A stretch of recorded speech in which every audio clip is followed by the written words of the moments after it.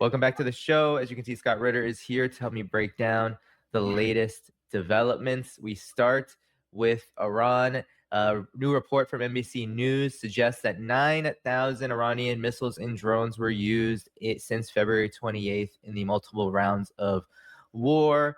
The U.S. military has said that they had to let some of these missiles and drones come through, they say, in order to preserve Patriot air defenses. Now, despite U.S. attacks having ceased for now, there is another front opening up Europe's way against Iran. Ukraine struck Iranian vessels in the Caspian Sea, killing an Iranian sailor. Now there are reports that Iran could retaliate against Ukraine in some shape or form in the next 24 to 48 hours, with Ukraine monitoring groups on Telegram and elsewhere panicking about the possible response. Now, Zelensky, the president of Ukraine, and Prime Minister Benjamin Netanyahu met with Donald Trump today at the White House, not simultaneously, but on the same day, to discuss developments, and many believe to discuss escalation. But there are many concerns about what's happening economically right now, as a major refinery of Aramco in Jazan shuts down in Saudi Arabia because of Yemen's counter siege against Saudi U.S. aggression.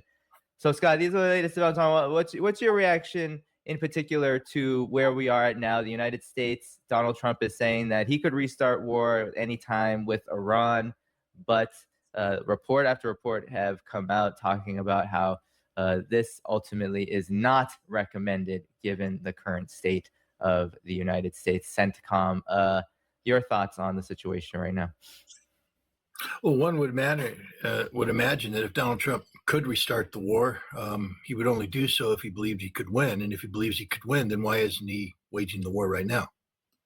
I mean, what was the purpose of the past few weeks?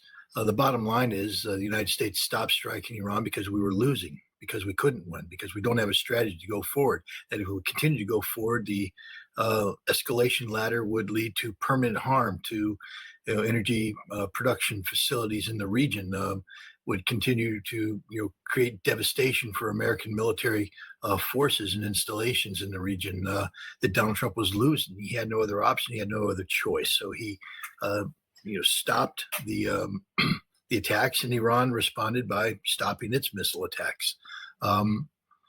That's where we're at. The United States has lost this war. It's just up to Donald Trump to recognize his defeat and figure out how to, find an off ramp from where he currently is. But if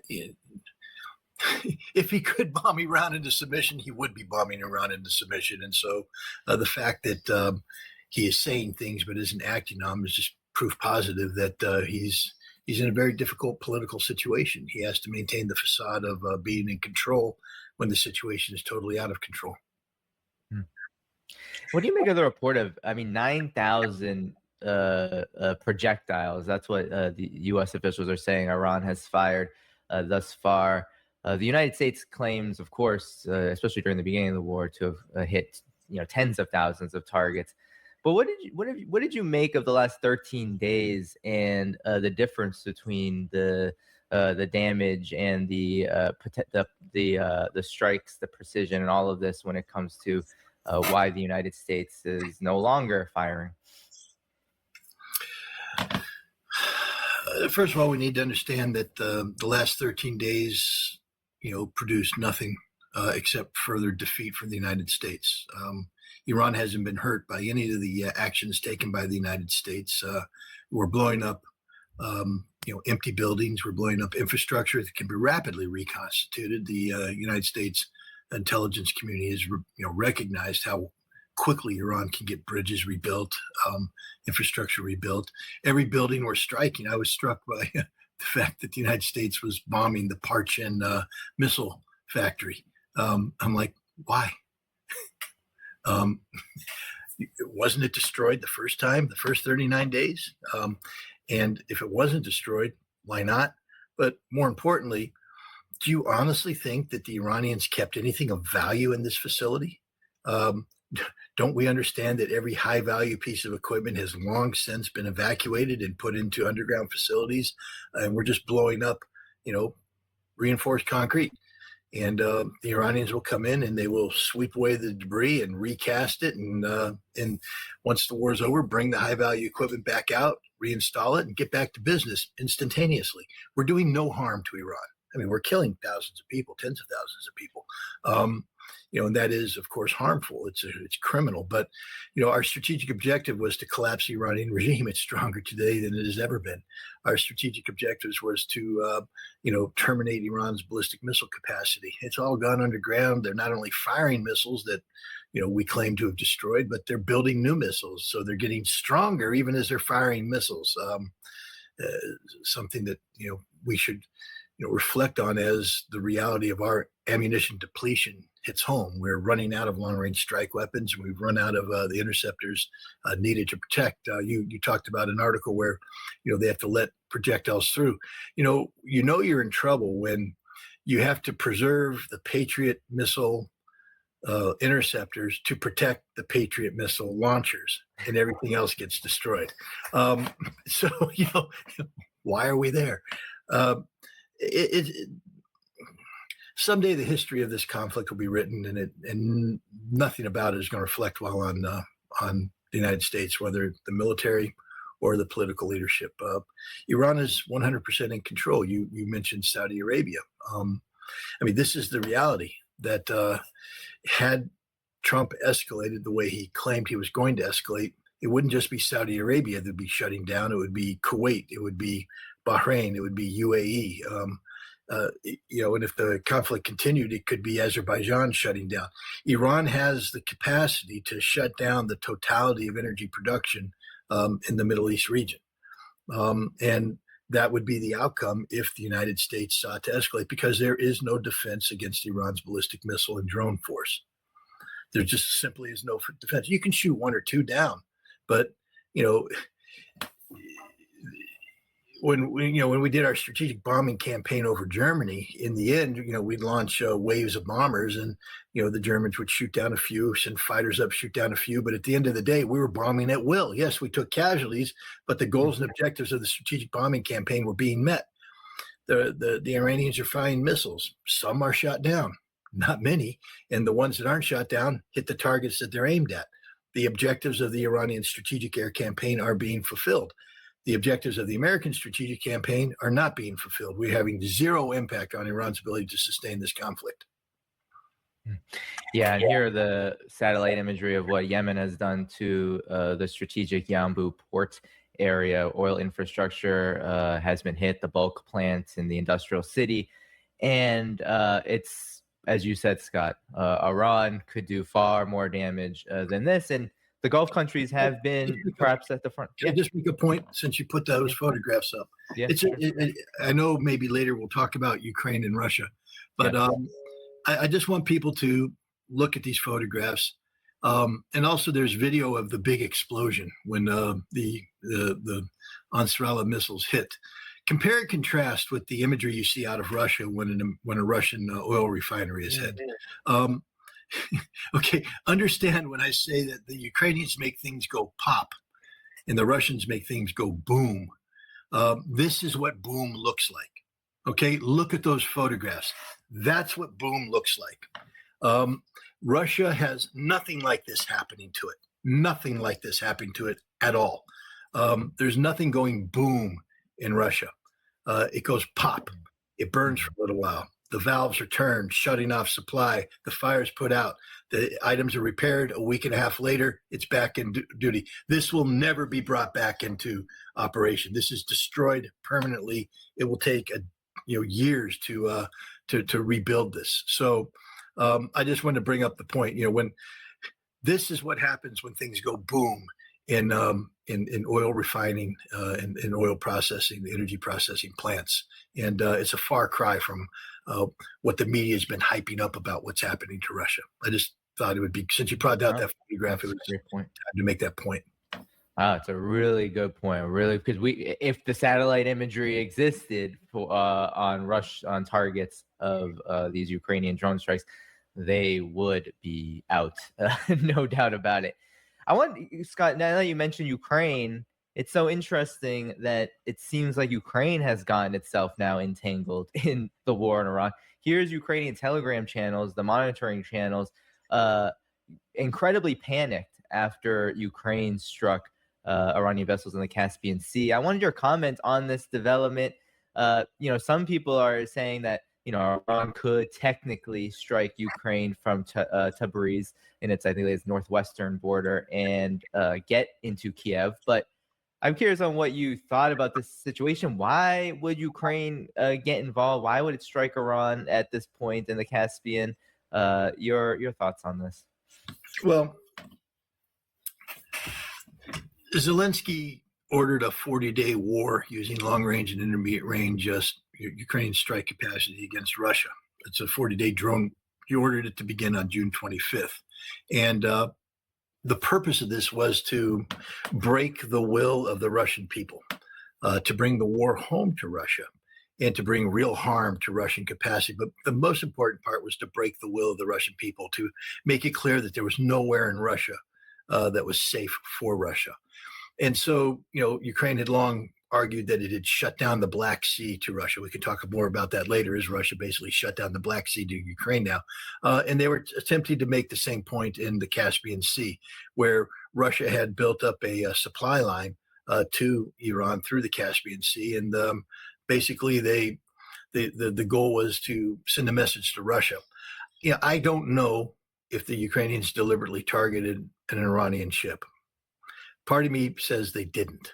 Part of me says they thought it was a Russian ship, and were surprised when they heard, but then sought to spin it. One of the things the Ukrainians are very good is spinning data in a way that's supportive of thematics and narratives. And right now you had Zelensky going to Washington, D.C. to meet with Donald Trump to try and get Donald Trump to agree to provide additional support, political, military, fiscal, to Ukraine. And right now, Donald Trump is in a bind. We just spoke about it with Iran, getting his butt kicked. And so I think when the Ukrainians found out that they hit an Iranian ship, rather than doing the right thing, which would be to apologize to Iran, say this was a mistake, an accident, we're sorry, won't happen again. We'll talk with you about how to avoid repeating this. They just took the cheap way out. Hey, yeah, hell yeah, we hit them. Hey, Donnie, baby, see, we're in it with you. We're hitting the Iranians because we're on the same side. We're the same thing, brother. And now they're going to pay the price, perhaps. Again, I don't know what the strategic thinking is in Iran. Arakchi and the IRGC has made some very stringent statements, but the fact is, to strike Ukraine, the missiles are going to have to fly over NATO airspace, Turkish fly over Turkey, and I don't know if that's really the kind of escalation that Ukraine wants at this time. But they have every right under self-defense to retaliate. But whether or not they will, I don't know. This hype you see on Ukrainian social media may just be a scare tactic to, again, try and create the impression that Ukraine and the United States are the same, both sides being threatened by Iranian missiles. We're all on the same team, Donnie. Give us all the help we need. Give us the ability to shoot down those Iranian missiles. Things like, who knows what's going on with Ukraine? It's not a rational state. It's not functioning in a rational fashion. Everything they do is irrational. So who knows what their thinking is? And Iran is on the opposite. They are a rational state. And so you have to say, yes, it was an affront to have a ship struck. Yes, it was an affront to lose a sailor. But, the consequences of firing a missile salvo into Ukraine could be dire. So therefore, why do it? And I'll just pull up what Foreign Minister Abbas Araghchi did say. These are his words right after the incident happened this weekend. He said, Zelensky attacked an Iranian commercial vessel, killing a sailor, blatant violation of the UN Charter, done at Israel's behest to drag Europe into its war. In a call with High Representative Kaya Kallas and Foreign Minister Russia Lavrov made it clear that the freeloader in Kiev did cannot go unanswered. So obviously no love lost, Scott, for Zelensky. I mean, those are very strong words, but yeah, I mean, part of it, there was a target list released of, or target bank released, and part of it seems like what Iran's thinking is that maybe if war continues directly on Iran, I mean, Europe could very much be made part of this war, and Europe does have assets, does have trade, does have energy needs coming out of West Asia, um, especially after the UK, not technically part of Europe, I guess, but also with its activity, letting the United States use its facilities to launch operations against Iran. So, your thoughts on this? Could Europe be very well a target in the next round of war? Why? I mean, I'm still trying to figure out, why would Iran want to involve Europe? What is the purpose? The goal should be kicking the United States out of West Asia. In order to do that, you're better off having the totality of your military capacity able to be dedicated to that task.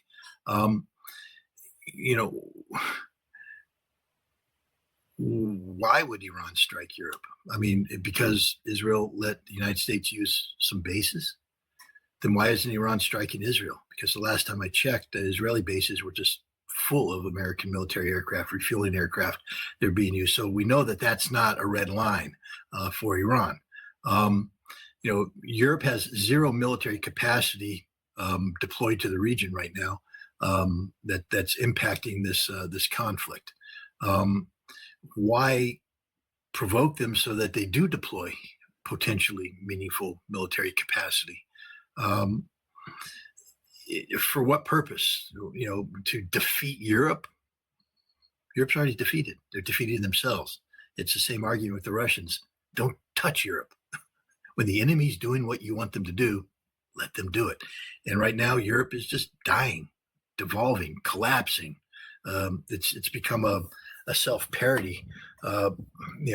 Look at Macron. Marine Le Pen is going to oust him in the elections next April, and she's going to be wearing a monitoring bracelet on her ankle. That's the state of French politics. Keir Starmer's out. This new Andy Burnham's in. How long is he going to last? Not long, because changing the nameplate doesn't change the reality. It's addressing the symptom. The symptom was that people hated Keir Starmer, so they got rid of Keir Starmer. Now they put Andy in. They didn't change. They didn't cure the disease. The disease is the United Kingdom, which is basically cancerous and dying. And putting Burnham's name on the top doesn't cure the disease. They'll continue to treat the symptom, saying, well, he hasn't cured it. Let's get somebody else in. But they're not addressing the fundamental underlying issue, which is the dysfunction of the United Kingdom as a collective. Why would you want to do something that could potentially rally the United Kingdom, have the people forget about their political differences and come together and say, we must now be focused on Iran, who has attacked us? Germany, Merz is a joke. AfD, Alternative for Deutschland, is the most popular political party in Germany right now. And as things continue to devolve for the other parties, it'll become even stronger. They're not looking for a war with Iran. So why would Iran bring a war to them? Maybe the best thing for Iran to do is to do absolutely nothing, because Europe's killing itself. It's the same strategy for Russia. Don't do anything. Just let Europe be Europe, which is Europe's own worst enemy. So I don't see this war expanding into Europe. I don't see the Iranians doing anything that would, disrupt Europe's, path to, self-destruction. Yeah, well, that makes a lot of sense. I mean, Europe is not sovereign, so in many ways, if Europe entered the war against Iran in the next round, the United States would likely be behind them, pushing them. And what really could they do? I mean, what happened with Ukraine and the Caspian Sea? It's a very cheap shot. It's insulting. It would make sense if Iran retaliated, but at the same time, as you said, I believe this is true. What gain does Iran actually get from that, other than having to maybe waste some, firepower on, on a country that really can't do much to Iran. But some have made the assertion that this could be part of the blockade strategy by the United States to try to cut off Iran from the Caspian Sea. Do you think this is possible? Because, of course, the blockade on Iran remains. And this, as Iran said, is still war in many respects. Well, the blockade never really did anything more than harass Iran. The last blockade, last time I was in play, didn't work. Ships got through. They didn't shut down the Iranian-Pakistani border, which basically looks like the Baja during those Baja races with the tire tracks. All the trucks going that way with oil, all the empty trucks coming this way to get loaded up. They're not stopping Iran. Our good friend Professor Morandi, made a very valid point that the vast majority of Iran's oil production is consumed domestically, and so you're not shutting down the Iranian industry through this blockade. You are creating some potential cash flow problems, but hey, that's why they sold 60 to 80 million barrels of oil this last time to generate that cash flow. They've still got tankers on the sea that haven't been offloaded, so the cash flow is going to continue to come in. They got cash flow going in through Pakistan. This blockade is a joke, an absolute joke. What's not a joke is Iran shutting down the Strait of Hormuz and Yemen shutting down the Bab el-Mandeb Straits. So this is devastating for the economies of the Persian Gulf and eventually for the economies of the world. So what you're going to have Ukraine attack an Iranian ship in the Caspian Sea as a way of solving the inequities of the U.S. fleet's inability to blockade the Iranian ports. All it does is guarantee that Ukraine dies even more. Look, everything that's happening in Ukraine right now is because Ukraine overstepped, and striking an Iranian ship in the Caspian Sea is overstepping. Russia has so much more capacity to expand this conflict against Ukraine. And so I just think that if that's the thinking, it's going to be rapidly proven wrong, and Ukraine's going to pay an even heavier price. Is it just a coincidence, Scott, that Trump met with Zelensky and Netanyahu on the same day? I know it's hard to judge and understand Trump's behavior, but maybe from a larger perspective, why would the United States do this? Why, at this point, at this juncture, in these particular wars, would it make sense to meet with these two leaders? Netanyahu is saying that he gave Trump more intelligence on Iran. And as we all know, Netanyahu usually likes to use this time with Trump, which he gets a lot of, to push for more escalation. Your thoughts? Well, I think both leaders are in Washington, D.C. Because Lindsey Graham died, and they're there to attend the funeral services. And so these were meetings that, were meetings of convenience. Politically speaking, at a time, after the NATO summit where Trump promised, Patriot missile licensing and all this stuff's going on. There's turmoil in Ukraine. If Zelensky showed up for Graham's funeral services and didn't have any interaction with the White House, people would go, what's going on there? Why not? Why aren't they talking? We don't get it. So there had to be a White House meeting. It was a photo op. It wasn't anything substantive. You have Trump smiling next to Zelensky, which is a huge victory for Zelensky, as opposed to the last time they met. And Zelensky's issued a statement which says nothing, basically because nothing happened. It was politically, the same thing with, Netanyahu's coming to pay respects to Lindsey Graham, a close ally of Israel. And so you can't have the Israeli prime minister land and not meet with Donald Trump. So there's a meeting. What's the purpose of the meeting? To provide intelligence updates. But the notion that Trump is ill-informed about what's going on with Israel and Netanyahu is ill-informed about going to the United States is absurd. This was just simply a more of a PR stunt. You can't have the prime minister land and not meet with Donald Trump. So the White House had to meet this guy, had to take photographs. There had to be a reason behind this. But, the coincidence is Lindsey Graham's dead body. Well, speaking of Lindsey Graham, maybe a good way to commemorate him is to see how wrong he was about Iran and how disastrous his pushing the U.S. into war with Iran actually was. Here is a clip that's been circulating about his predictions for what's going to happen to Iran out of the war. Able to deliver. Oh, to be honest with you, I think about 3 to 4 weeks we should have them in a spot where they start losing control of some cities. And what we're trying to do is just get a few cities to fall in the next month. Get the Arabs more openly involved tomorrow or by the end of the week, and just have almost irreversible momentum. So there was what Lindsey Graham thought was going to happen in the Iran war. Cities would begin to fall very rapidly after U.S. strikes, and then the Arab countries would take over. Your reactions to this, Scott, now that Lindsey Graham has deceased? Well, apparently Lindsey Graham was preparing some sort of documentary film that was going to revive his floundering senatorial ambitions. He was, facing re-election, and it was being challenged, and there was a chance that he might not win. He was panic, fundraising. So there's this documentary that was being prepared.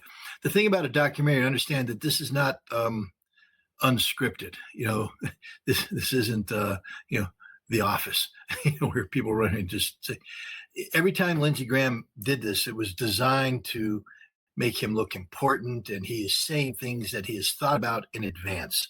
And so these are, pronouncements of a man that isn't. It's not the musings of it. So, and the reason why I bring this up is, look.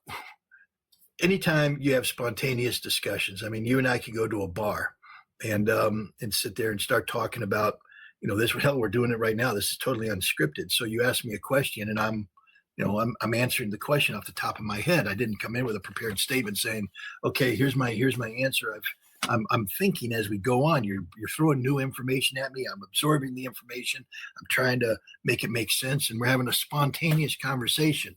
And when these happen, anybody who gets it 100% right is not human. You're sitting there saying you may not have all the data, you may have forgotten some data, and you say things. So if this was truly spontaneous for Lindsey Graham, I'd say, well, let's cut him a little bit of slack, because he's just no. These are scripted events, which makes how wrong he is even worse, because he's now saying things that are deliberately being said for posterity, it's scripted so that he looks like he is God's gift to American leadership, and that he is the man behind this. He's the thinker. He's the brilliant brain. And it just shows how wrong Lindsey Graham was, how utterly wrong he was. Exactly. Yes. And we can be thankful for that, honestly, because Lindsey Graham's ambitions being achieved is a disaster for the world and humanity. And America. And the United. Yeah, exactly. The U.S. Definitely included in that global calculation. But yeah, for the United States, 100%. And it has been. I mean, just the United States. I mean, the United States losing this war has also been a disaster for the United States, just for being involved. Scott, I wanted your reaction to this development. It seems like CENTCOM, the Pentagon, can't seem to stop messing with Iran war casualty numbers. So according to Minpress News, Pentagon statistics were found to have been altered, 270 U.S. soldier injuries and 4 deaths having been wiped from the record instead of being placed on a separate list.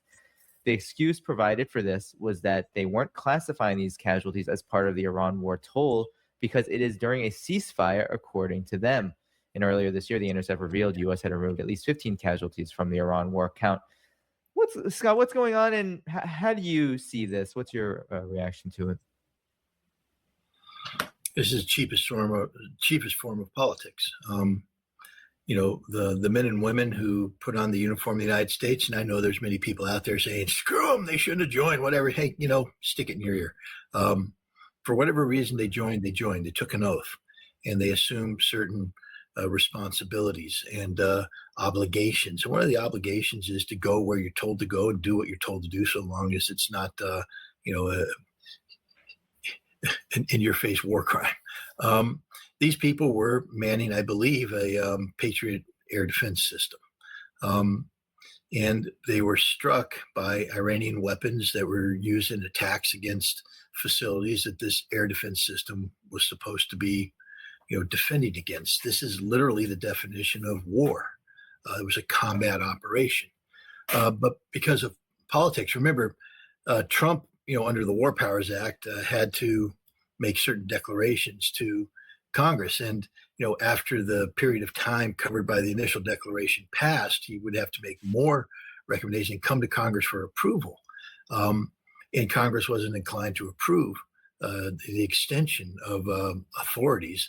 And so what Donald Trump did is basically said, it's over. It's over. Finished. Clock reset.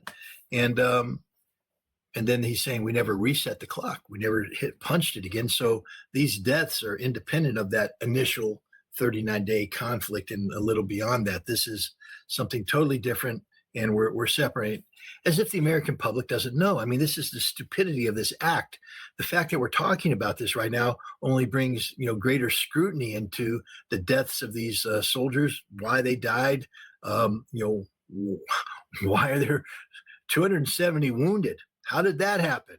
Let's get some more details on that. But the Pentagon is deliberately, disguising the number of wounded and where they were wounded, how they were wounded, because they don't have a legal obligation to report. Dead, you have a legal obligation to report. Wounded, not so much. But this just proves that this war, I mean, let's just think about it. Just frame it this way. I mean, today I'm wearing my Marine Corps t-shirt because why the hell not? I'm proud of who I am. I'm proud of what I've done. I'm proud of my service. And when I reached up into my closet, I grabbed this shirt, and it just so happened to have my little Marine Corps emblem on it. But the point is, when I put that uniform on, I was honoring my country. I was saying, I'm here for you. When you need me, I'm here. This administration is disgracing everybody who wears the uniform by doing this. These people died in the service of their country. We don't have to agree on it. You and I both agree this war should never be fought. We both agree they shouldn't be there. But they're dead because they volunteered and they were sent and they were put in harm's way and they died. And we should be a lot more respectful of this sacrifice that they made. Again, people say, sacrifice what? Guys, you're missing the point. The point is, when we say, as Pete Hegseth says, as Donald Trump says, that I'm here for the troops. I'm here for the troops. I support the troops. The troops are everything. The men and women who wear the uniform are everything. Well, they're everything until they're dead and wounded. Then they become inconvenient. And look at these wounded. Have we talked about the wounds that they've suffered? Because the dead are dead. They're gone. Their remains are going to be buried. Their families are going to suffer, but it's over at that point in time. Checks will be written, and that's that. What about the wounded? Because we're talking about some severe brain injuries. We're talking about the potential of amputations. We're talking about spinal injuries. We're talking about things that are, I can guarantee some of them are going to be pooping in a colostomy bag for the rest of their life.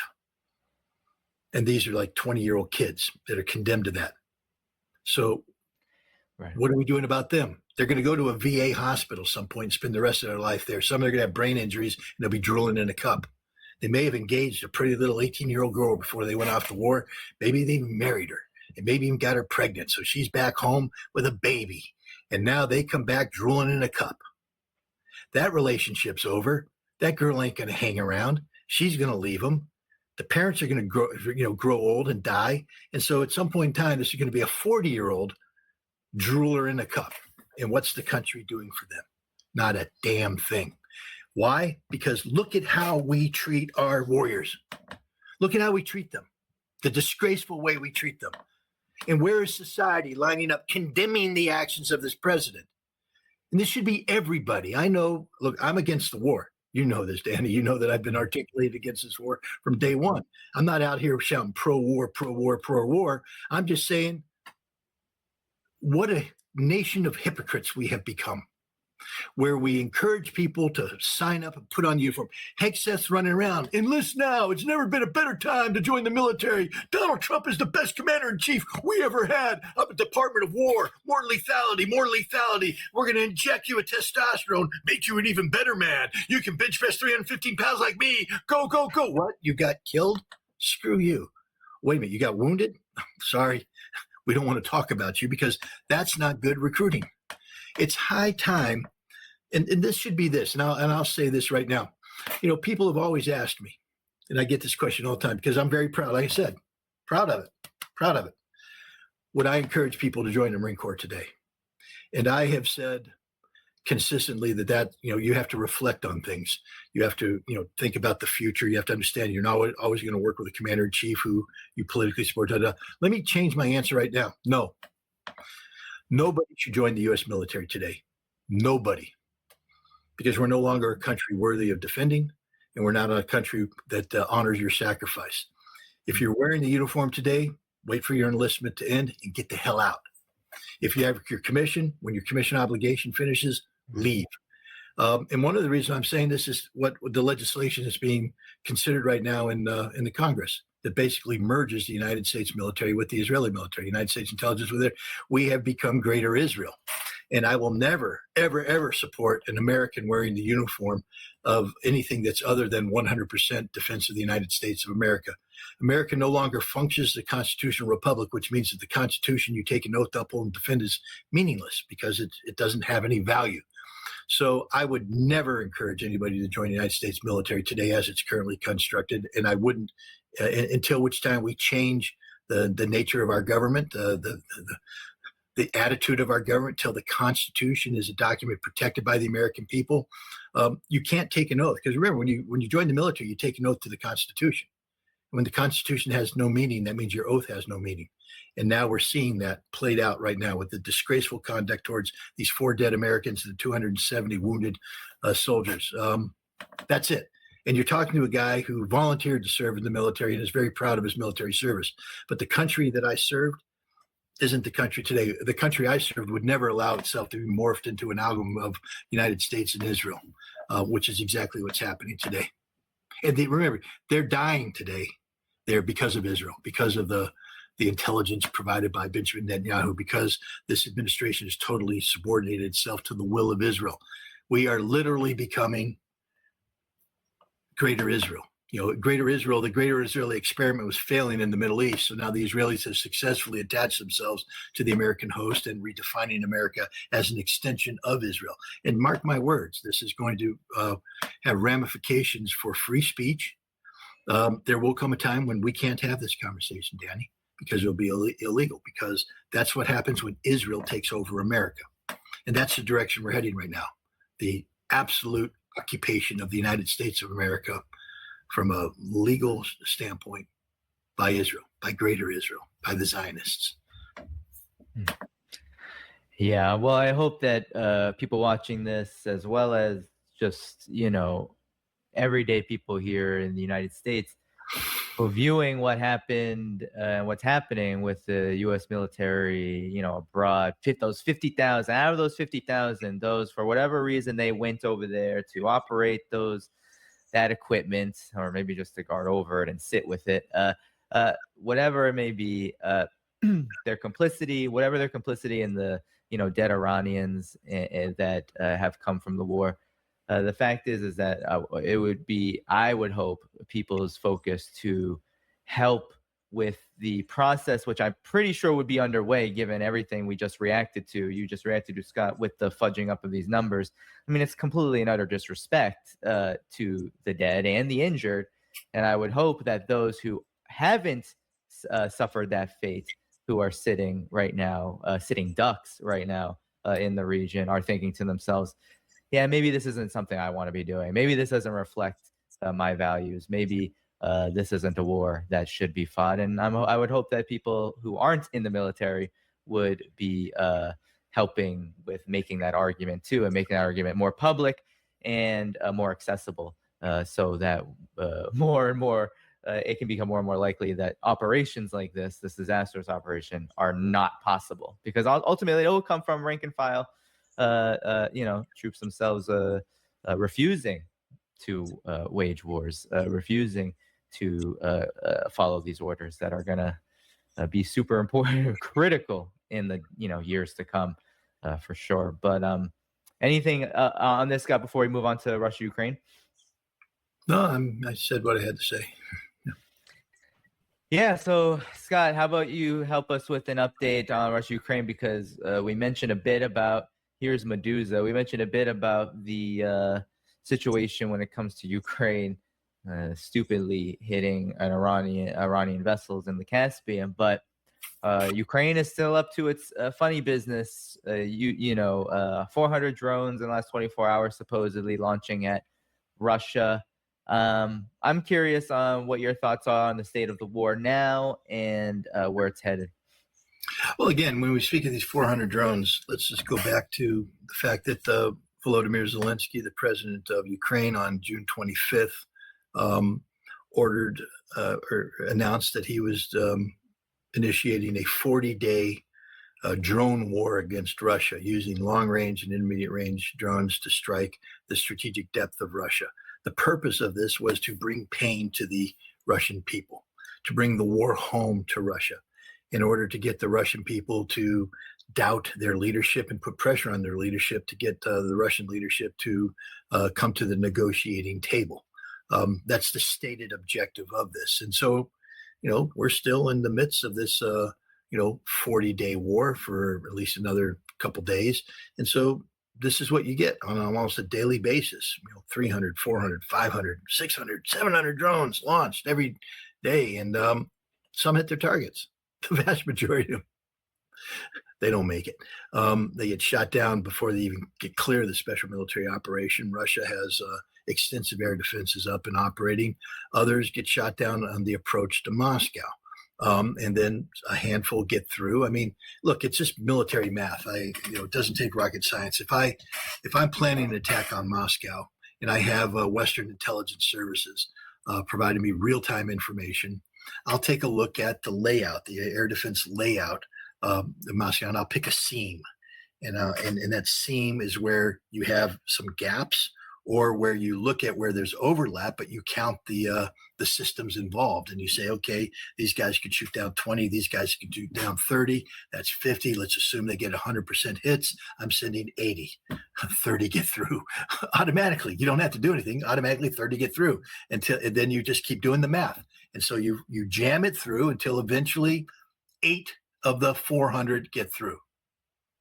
And those 8 come in, some get shot down, some strike their targets. And as we talked about earlier, they go pop.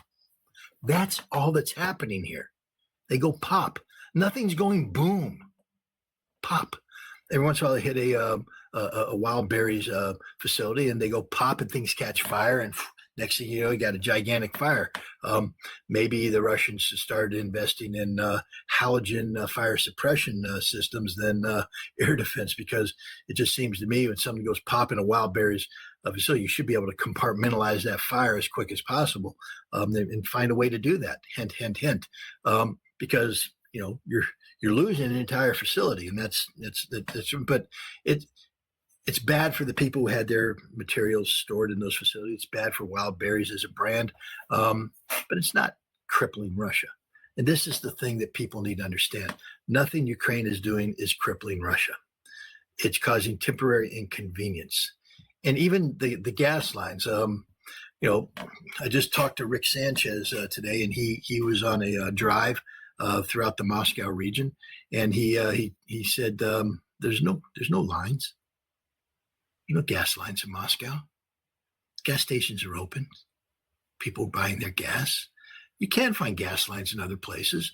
The closer you get to the front line, or the closer you get to refineries that have been hit. Again, I use the Samara refinery because Gilbert Doctorow singled it out as that the proof positive Russia's lost this war, because a drone hit the Samara refinery. And Samara is, 600 miles, 700 miles away from the front lines. And it means that Russia's defenseless. And it went pop. and went pop, and there's some flame and there's some smoke, and people, oh my God, took pictures, and it's the end of the world. Except that within a few hours, the firefighters came in. Just so people understand, I'm trained as a oil field firefighter. I've been to the academy in Nevada. I've put out oil field fires. I know what's required. You shut the valves, you isolate, you come in, shut the valves, foam it down, cool it down, and then replace the damaged equipment, open up the valves, and it's back and running a week and a half later. And that's the fact of it. But if that refinery, one of the tasks is to produce, refined petroleum products, say gasoline, diesel for local consumers, that's why you have refineries where they're at, to supply refined product to local communities. And so I think this one was operated by Rosneft. And that means that the supplies, because, as you produce it, it then gets loaded into trucks or pipelines or storage, and it goes out and gets distributed. Nobody's distributing that anymore. So the gas stations that were supplied by this don't have gas. And guess what happens in that case? Suddenly there's lines of cars saying, we need gas. And of course, the Ukrainian propagandists film this and put it out there and say, look, what's happening? Russia, it's a dire strait. Oh my God, it's over for Russia. There's a gas line in Samara. It's over, finished. The Russians are going to surrender, quit. It's done. They find a girl who's going to, make a TikTok video about how bad this is. And they find another person who complains about how bad it is. Come back 3 days later. There ain't no line at that facility. Why? Well, first of all, because the Russian government took a look at that and said, okay, how do you, Rosneft, what were you supplying? They turn to Lukoil or some other manufacturer who has a reserve, and they say, redivert some of your reserves to these stations until Rosneft gets back up and running. And next, the trucks show up, the gas shows up, lines disappear. Wham, bam, done. That's the reality of what's going on right now in Russia. This is the 40-day drone war. It's having zero impact on Russia's ability to survive existentially. The Russian economy is growing. It's thriving. There might be some hiccups, here and there because of fuel, but Russia adapts. Running out of diesel, stop exporting diesel. Solved. Need more diesel? Buy diesel. Solved. And that's what's happening. There's no crisis in Russia right now, strategic crisis. In the areas closer to the front in Crimea, of course, they're being hammered by drones. Kherson, hammered by drones. When I was in Zaporozhye, hammered by drones. Except not so much anymore. Why? It just seems that maybe if you're a Ukrainian drone operator and you're doing things that piss Russia off, you might pay with your life. And that's what's happening. Every day, 80 to 100, probably even more right now, Ukrainian drone operators are being killed by the Russians, who have intelligence, surveillance, reconnaissance assets out there, blanketing the facility, looking for signs. When they find it, instantaneous death. That's just the reality right now. The most dangerous job in Ukraine is to be a drone operator, and they're dying in droves. It takes 4 weeks to train you just how to take one off and fly it. It takes another, 6 weeks to get some basic skill set. Then you get deployed to the front. It takes about 6 months before you actually know how to do this thing. And then you're dead and you can't be replaced. And so the attacks are going to taper off. Now, the other thing is the drones that they're using, they're built someplace on parts that are produced someplace, that are supplied someplace, and the Russians they know where they are. Basically, they hit the places that are 100% military associated, as long as they're not too close to civilian locations. But, the Russians have been tracking this. They know, for instance, because Ukrainians brag about it, that a lot of the FPV drones are produced with parts made in the homes by Ukrainian housewives. Why do we know this? Because the Ukrainian housewives come out and say, I'm producing drone parts for the Ukrainian war effort in my own home, and I'm working together with my neighbors, and it's a neighborhood effort. The neighborhood is saving Ukraine from the evil Russians, and we're doing a great job, except they're admitting that they're just war criminals because they're basically turning their homes into, no, Russia's not going to blow up every, apartment in Ukraine. But when these parts get brought together in a basement, and they start to use to make drones, and then they get shipped out to a warehouse that might be co-located to a furniture factory. Russia in the past wasn't striking those. Now they are. And so when you see a basement get hit, people go, that's a civilian target. No, it's a drone factory. When they hit a place, they go, that's a furniture factory. Nope, that's a drone factory. Russia's taken the gloves off. They've expanded their target list. And as a result, Ukraine's ability to produce drones is diminishing. At some point in time, they aren't going to have 300 drones. So they can make 100 FPV-1 drones a day. 100.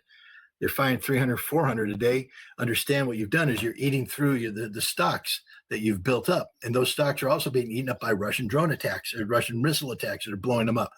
At some point in time, Ukraine gets exhausted. Now, yes, they're supposed to be bringing in stuff produced by Germany. Gilbert Doctorow famously talks about the vaunted German drones. Except if you dug in deeper about the specific drones he was talking about, you realize they don't work.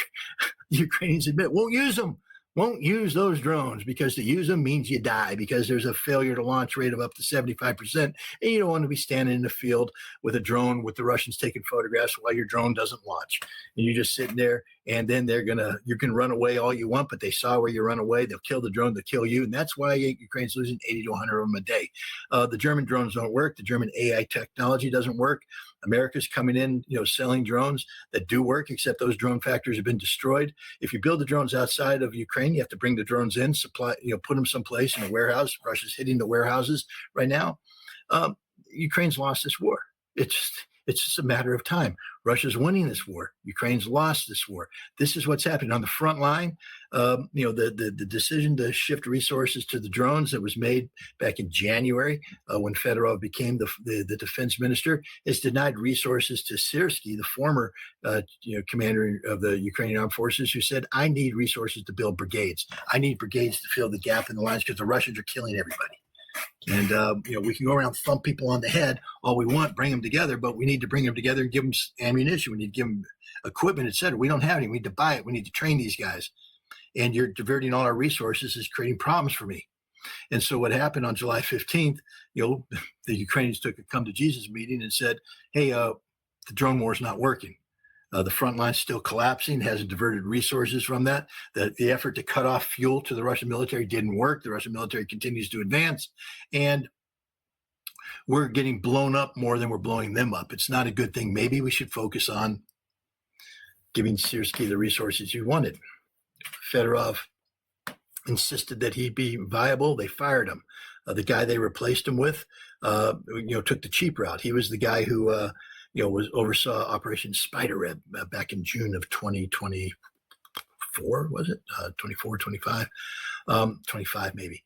And And the one where they built the truck, very innovative. I mean, they built the trucks, they built the drone, they stocked them with drones, drove the trucks outside of strategic bases, launched the drones, and blew up a bunch of Russian bombers. Good job. Except Russia blew you off the face of the earth for that. But he decided that they're going to expand the war in a clever way to start hitting wildberry facilities, online retailer, burn them to the ground. Lots of really cool videos if you're pro-Ukrainian, and the kind of stuff you put up there and say, see, Russia's losing, Russia sucks, we're winning, we're number one. But this prompted Russia to take the gloves off, and they're blowing everything up right now. When winter comes, Ukraine will have no ability to generate heat, no ability to cook with gas. They're going to freeze to death. There will be no ability to have food because all the distribution centers are being destroyed. Their cars will be on the road empty because all the gas stations are being blown up. Russia is totally eradicating the ability to sustain life in Ukraine. And so come winter, there's going to be huge problems for the Ukrainians, huge problems for them. And this is the consequence of making the decision to, attack wildberry factories. I hope the Ukrainians enjoyed the video. Play it again all you can in the wintertime. Hopefully that fire will keep you warm, but you won't be able to play it long because your batteries are going to run out. And this time there is nothing to recharge the battery with, and so you'll be left without communications. That's the status of the war. Russia is winning on all fronts. This is the reality. So, Scott, then my question to you as we enter the last 5 to 10 minutes here. So why then promote the opposite of this? Why negate these facts? Why do you believe that there are those? You can start from maybe the Western media on down, but there is this narrative that many are adopting, and it's even leaked into suspicion. I'm sure people who follow you, people who follow this show, have been coming with questions. So is this looking now bad for Russia? Have things turned around? Because it is incessant and it is wall to wall. So what are your thoughts on why? Well, if people want to know why, go to scottritter.com. It'll take you to the Real Scott Ritter Substack page. And in there, you'll see a little bar called The Russia House. And go to the Russia House. It's where I interview prominent Russian figures. And you'll see that I've done a couple of interviews with a guy named Andrei Ilnitsky. And Andrei Ilnitsky and I have carried out in-depth conversations about what he calls mental war. Mental war is information war. There it is, the Russia House. And then if you go down to these things, you'll see, keep going, Andrei Ilnitsky right there. Mental War Part 2. That means there was a Mental War Part 1, but that's the second of 2 interviews I did with Andrei Ilnitsky, where he discusses. Hello, welcome to this special edition. Sorry about that. Continue. Sorry, Scott. Special edition of this. So, Andrei, came up with Mental War. He was interviewed by a Russian military magazine in 2021. At the time, he was a senior advisor to Sergei Shoigu, the Minister of Defense, and he described Mental War. And then in 2022, he wrote an article and he's been pounding away on it. What is mental war? Mental war is you use information to infect the mind of people. And the goal here is to infect the mind of Russian people. And one way you get it to the Russian people is you echo it from a sounding board, which is the West. So you have people like Gilbert Doctorow come out and say stupid things. I'll give you an example of some of the stupid things he says. And then it gets echoed around in this Western sounding board and projects into Russia, where people hear it and start to believe it. It starts to corrupt their minds. They start to question authority.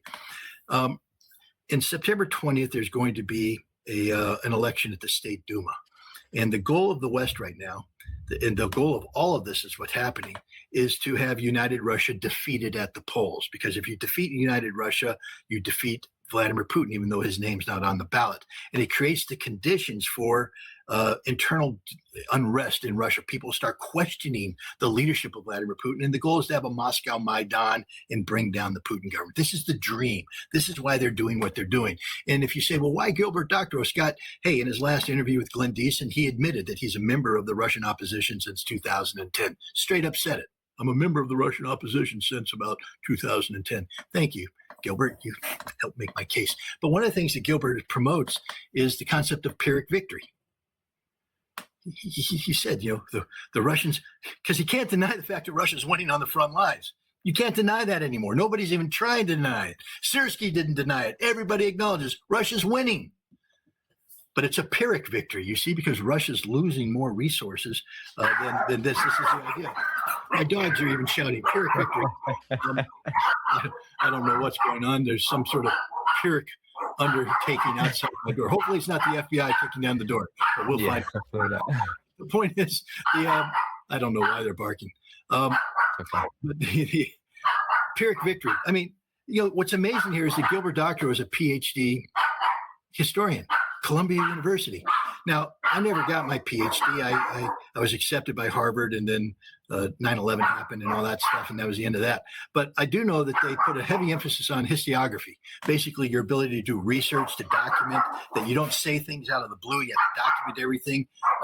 So if he's going to use a term like a Pyrrhic victory alludes to King Pyrrhus, who fought a battle, 2 battles actually, one in 280 BC, and then in 279, and because BC is reversed, 279.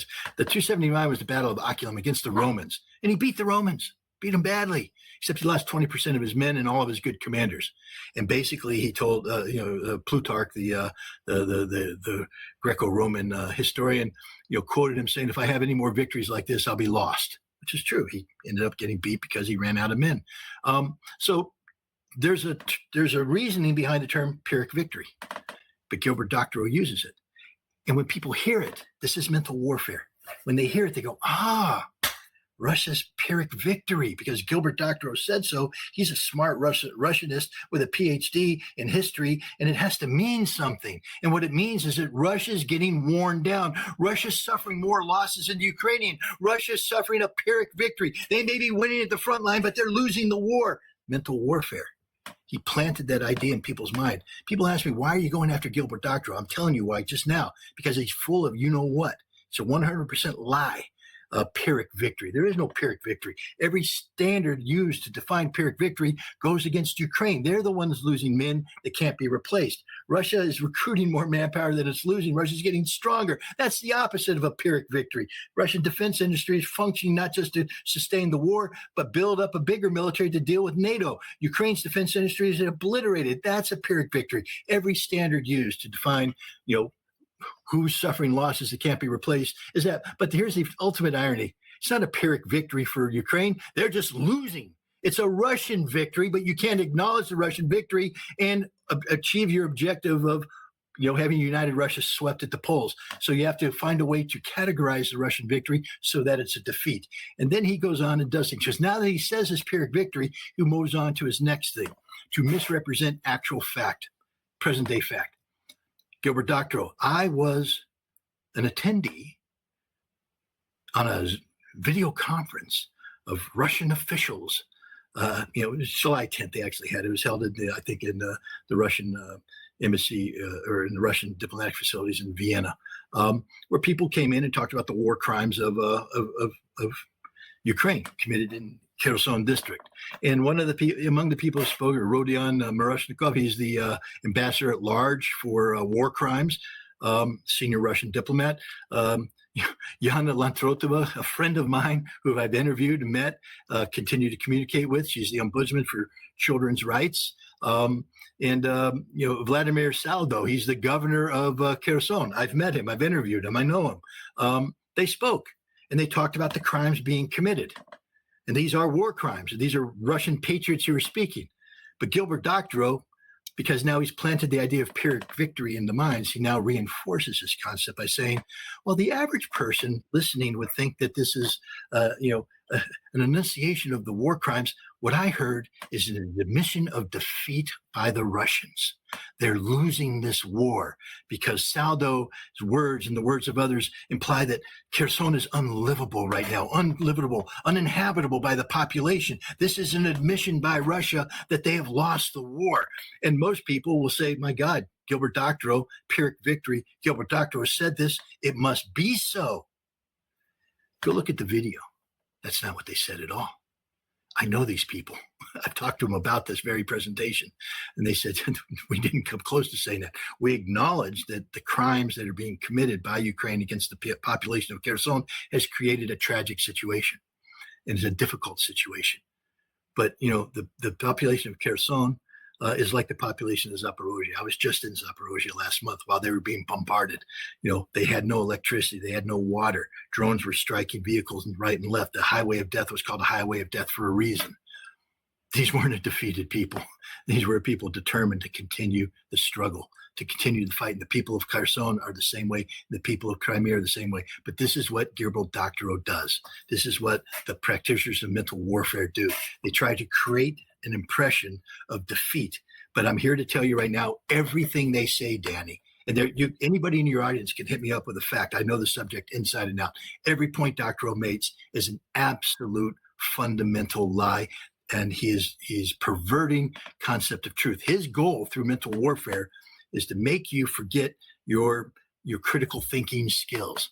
The ability to ask questions. You automatically get dumbed down. You buy into a concept, and that concept sucks you away to a fantasy land. And what's the purpose of the fantasy land? To have Russians question the validity of their leadership, so that on September 20th, the United Russia will be swept away. This isn't the first time they've done this, Danny. This was supposed to happen in 2011. Do you remember? When Vladimir Putin was coming back from being prime minister, he's going to become president. Joe Biden went in March 2011 and pleaded with the opposition, Gilbert Doctorow, not to elect Vladimir Putin, to keep him out because it'd be bad for Putin, bad for Russia. That was the goal. That was the objective. They interfered. If you remember, Putin called out Hillary Clinton. He said, stop interfering in the domestic political affairs, because Hillary Clinton was critical of the parliamentary elections because it didn't achieve the result they wanted. It kept United Russia in power, which then opened the door for the swap that allowed Putin to come back in the March 2012 elections. That, past patterns repeat themselves. This is what the Russian opposition does, and this is what they're doing today. Gilbert Doctorow is a self-defined member of the Russian opposition, and he is working with somebody, either willingly or unwillingly, to propagate what is the disinformation that can only be defined as mental warfare. The bad news for Gil is, first of all, the Russians aren't stupid. It may work here in the United States. Everybody in your chat said, oh, they're blowing things up. They're doing great. Oh, screw you. It's not screw you. I'm sorry. Screw Gilbert. It's not true. I'm here to tell you it's just simply not true. It's all a lie. I've been there. I've done it. I got the T-shirt. Come with me. Come and see. If you don't believe me, I will bring you and I will show you the truth, but then you have to act on the truth. It's not just going to be casual tourism. If you're going to come, you got to act on it. You got to become an activist for the truth. And if you're not willing to do that, then you don't get to come. But the point is, it's all a fundamental lie. But the bad news for Gil and his people. Did you see what President Putin did yesterday when he spoke to the Duma? No, I didn't. What did he was in with the Duma, and he was giving out awards to people. And one of the people he gave a Hero of Russia award to, the Gold Star of Russia, leaned into him and said, Mr. President, be bolder, be bolder. And so Putin got up in front of them and he said, I put a medal on this guy and he told me to be bolder. Do you want me to be bolder? And the Duma shouts out, yes, yes. Do you see what he just did there? You think there's a snowball's chance in hell that Duma is going to go against this president in a time of war, that the Russian people are going to abandon the guy who's winning this war, the Russian? It failed. Putin called it out, and he called out the Russophobes. He called out everything. He said the Russophobes have been seeking to bring us down since the very beginning. The game is over, Gilbert. You're being called out by me, and your cause is being called out by the Russian president, and it will never resonate with the Russian people. I think that's a great way to conclude this in a strong manner here. Great analysis, Scott, on that. I thought that was very important. All right, everybody. We are here past the hour. So as you saw earlier, I put up Scott's Substack, his website. That's in the video description below, so you can find all of his recent work, including an article about the Odyssey, which I haven't seen yet. So you got to read that. You got to see the movie. It's one of the best. I will see it. I've heard it's really good. My wife saw the movie, went in to hate it because I read everything about DEI and woke and all this, and I was like, I got to see it. I saw it. I came out. It's one of the best movies I've ever seen. It caused me to write this article. I mean, that's how strong the movie was with me. But if I can just make a pitch, I've been given an opportunity for unprecedented access to issues pertaining to Baltic security and Arctic security. If you know anything about Russia and how the West interacts, these are the two hotspots after Ukraine. Even after Ukraine is resolved, there will be issues about the Baltic and there will be issues about the Arctic. The more we understand these issues in the Russian perspective, the better we are to handle the propaganda coming out of the West, about the Russian threats to these. I've been given unprecedented access. That's all I can say at this point. Unprecedented access to both issues pertaining to Baltic security and Arctic security. And I'll be going to Russia in September to follow through on this capability. As I said early on, if you go to scottritter.com and the Substack page, it's free. It's a free subscription. It doesn't cost you a penny. If you subscribe a paid subscription, that basically puts the roof over my house, puts food on the table. That's my salary. These trips are paid for by donations. And your audience has been fantastic, other audience as well. And it's enabled me to do the trip that I did in June and the trip in March and the trip prior to that. There's exactly $32.47 left in my donation account because I used it all to do this last trip in June. It's going to cost a lot of money to make this trip happen, tens of thousands of dollars. This is, as I said, unprecedented opportunity. And I'm hopeful that, your audience and others who watch this will say, hey, that's what we want. We want to know more about that. This is important. Trust me, the interviews will be big and the access will be unprecedented. The insights will be unique and valuable, but it can't happen unless there are donations. And so if you find it, if you like this, hey, just do me a favor. Go to the Russia House and watch some of those interviews. And like I said, Andrei Ilnitsky, Mental War, learn about it, watch this. That didn't happen except for your support. your donations allowed me to rent the studio, to hire the cameramen, to hire the interpreters, to hire the sound engineers, to hire the editors, to package it up and bring it to you. That costs money, and it ain't cheap. But if you look at that and you say, I learned something from that, that's the value of this. And I can guarantee you that what we're getting ready to do in September and October, you're going to learn something from it. But I need help doing it. I have $30.47 left in my donation fund. So that will get me about 4 steps out the door before I drink a Diet Coke that costs, whatever. Too much now. All right. Yeah, no, totally. Everybody, you heard Scott. Definitely support that kind of work. It's critical that we do. Thanks to everyone who became a new member. I pulled you up earlier. Sorry we didn't get to your question, Memovox, but I believe Scott answered it. And thanks, Sparky, for the super chat on Pete Hegseth and Lindsey Graham's connection. Hit the like button before you go. That helps get more eyes on this. Scott's Substack website is in the video description below, so you can check that out after. And then all the places to support this show are there too. All right, everybody. I'll be back tomorrow, 4 p.m. Eastern time with Lawrence Wilkerson and Larry Johnson. So that's July 29th. And I'll see you then, 4 p.m. Eastern. Bye-bye.